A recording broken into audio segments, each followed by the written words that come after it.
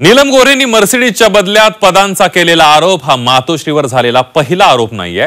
यापूर्वीही ज्या नेत्यांनी शिवसेना सोडली त्या नेत्यांनी मातोश्रीवर आरोप केले। मातोश्रीवर आरोप करणाऱ्या नेत्यांमध्ये नारायण राणेंपासून एकनाथ शिंदेंपर्यंत अनेक नेते आहेत। 2 मर्सिडीज गाड्या मिळाल्यावरती एक पद। जे का बोलतो ना खोके खोके, आता आम्ही काय बोके नाही सोडले मातोश्री। फिगर आणि फॅक्ट्स तुमच्या समोर महाराष्ट्रासमोर आणली जातील आणि किती खोके आणि काय हिशोब मातोश्रीने घेतलाय हा पण तुमच्या समोर मांडला जाईल। विधान परिषदेच्या उपसभापती नीलम गोऱ्हेंनी मातोश्रीमध्ये 2 मर्सिडीजच्या मोबदल्यात एक पद मिळतं असा आरोप करून खळबळ उडवून दिली। खरं तर मातोश्रीवर असले आरोप होणं हे नवं नाहीये। यापूर्वीही ज्या नेत्यानं शिवसेना सोडली त्या नेत्यानं मातोश्री संदर्भात आर्थिक आरोप केलेत। शिवसेनेत पैसे घेऊन पदं वाटली जातात असा आरोप नारायण राणेंनी शिवसेना सोडताना केला होता। आजही ते तशाच प्रकारचे आरोप करताना पाहायला मिळतात। तू आमच्या शिंदे विंदे या शिवसेनेला जे का बोलतो ना खोके खोके, आता आम्ही काय बोके नाही सोडले मातोश्री। माझ्या रात्र मी BST चेअरमन, महसूल मंत्री, उद्योग अनेक खाती सांभाळली। वेळ आणि सगळं सांगेन, माझ्या एवढी मातोश्रीची आजबाहेरची माहिती दुसरं कोणाला नाही। रवींद्र वाईकर, राहुल शेवाळे यांच्या स्थायी समिती अध्यक्षपदाच्या काळातही मातोश्री बाबत वेगवेगळ्या चर्चा कानावर येतच असायच्या। यशवंत जाधव ईडीच्या रडारवर आले होते तेव्हा त्यांच्या डायरीतही मातोश्री नावाचा शब्द होता।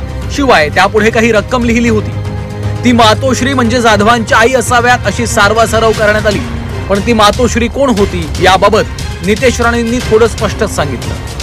7-12 नावं हे मुख्य कारण आहे, कारण प्रत्येक बाबतीमध्ये पैसा खाणं हे सरळ स्पष्ट आहे ना। आता उगाच यशवंत जाधवांच्या डायरीमध्ये मातोश्री लिहिलेलं नाहीये।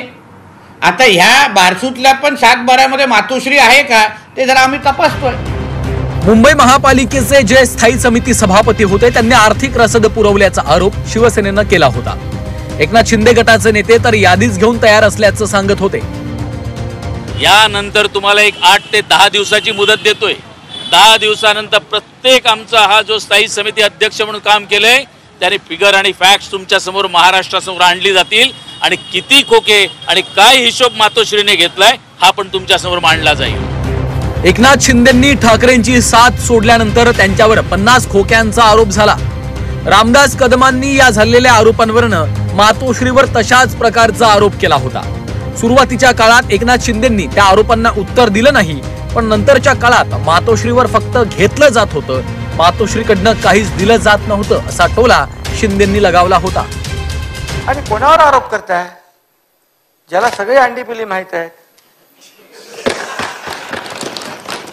कोणावर आरोप करताय? मातोश्रीवर झालेल्या आरोपांना उत्तर देण्याच्या फंद्यात कुणी पडत नाही। अपवाद नीलम गोऱ्हेंचा। नीलम गोऱ्हेंनी आरोप केल्यानंतर त्यांच्या विरोधात आंदोलनं झाली, त्यांना कोर्टात खेचण्याचाही इशारा देण्यात आला। स्वतः उद्धव ठाकरेंनीही नीलम गोऱ्हेंना खडे बोल सुनावले। पण यापूर्वी राणे, रामदास कदम, एकनाथ शिंदे यांनी केलेल्या आरोपांवर मात्र ठाकरेंचे कोणतेही नेते काहीही बोलायला तयार नव्हते। ब्युरो रिपोर्ट, झी 24 तास, मुंबई।